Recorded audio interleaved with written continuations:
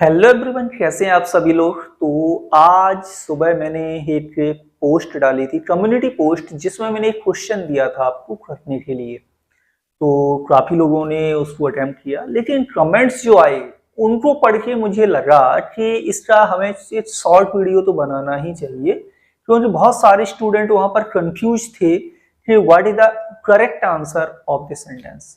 तो सेंटेंस क्या था एक्चुअली? तो ये था, I look forward a teacher. यहां पर जो आपको मैंने 4 ऑप्शंस दिए थे ना, बहुत सारे स्टूडेंट ने करेक्ट आंसर दिए, लेकिन थोड़ी सी प्रॉब्लम ये आई, जो कमेंट्स मैंने पढ़े ना, तो फिर वहां पर संतुष्टि नहीं मिली। तो मैंने कहा चलो इसका हम आंसर खुद एक छोटा सा वीडियो बना के दे देते हैं। पहला ऑप्शन था इसमें 4 बिकमिंग, दूसरा था इसमें 2 बिकमिंग, तीसरा था 2 बिकम, एंड चौथा ऑप्शन था ऑफ बिकमिंग। तो पहली प्रॉब्लम तो ये देखना है आपको कि प्रपोजिशन कौन सा प्रयोग किया जाएगा, और जो यहां पर वर्ड है, यानी कि हमें जीरंड का प्रयोग करना है, जो एज ए नाउन के रूप में प्रयोग होगा, वो क्या आएगा। तो बहुत सारे स्टूडेंट ने बोला कि इसमें हम ऑप्शन नंबर सी को राइट करेंगे, टू बिकम होगा।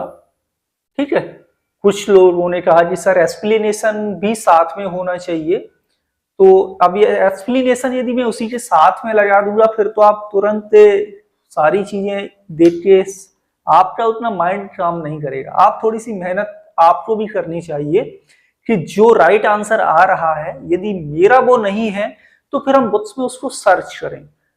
ये आदत आप लोग अपने अंदर डालिए, तभी आपके अंदर का ये कीड़ा है ना इंग्लिश ग्रामर सीखने का, वो जागेगा। तो पहले देखो, यहां पर जो वर्ब है ना, वो क्या है आपकी लुक। लुक फॉरवर्ड आपका पूरा ये फ्रेज है, लुक के साथ फॉरवर्ड आता है। लुक फॉरवर्ड का मतलब होता है होप विद प्लेजर। क्या होता है? Hope with pleasure. इतना क्लियर है? अब इसमें क्या होता है, लुक फॉरवर्ड टू पूरा का पूरा फ्रेज है। क्या है? लुक फॉरवर्ड टू, ये पूरा फ्रेज है, यानी कि इसके साथ टू प्रपोजिशन तो आपको लगाना ही लगाना है, आप इसमें से हटा नहीं सकते। तो हम ऑप्शन ए हटाएंगे, तुरंत ऑप्शन नंबर डी हटा देंगे। अब आपके पास कितने ऑप्शन बचे? ओनली 2। 2 बिकमिंग होगा या 2 बिकम। तो ध्यान देना, जब भी किसी वर्ब के साथ कोई प्रपोजिशन साथ में चलता है ना, उसको हम हटा नहीं सकते। तो उस वर्ब के बाद हम क्या लगाएंगे? जीरेंट का प्रयोग करते हैं भाई। जीरेंट का मतलब होता है वर्ब में आईएनजी फॉर्म, जैसे आप फोर्थ फॉर्म बोलते हैं वो। यानी कि यहां पे जो करेक्ट आंसर होगा वो क्या होगा? वो राइट आंसर होगा आपका यहां पर टू बिकमिंग। ठीक है, तो ये option number B right answer होगा। क्या होगा?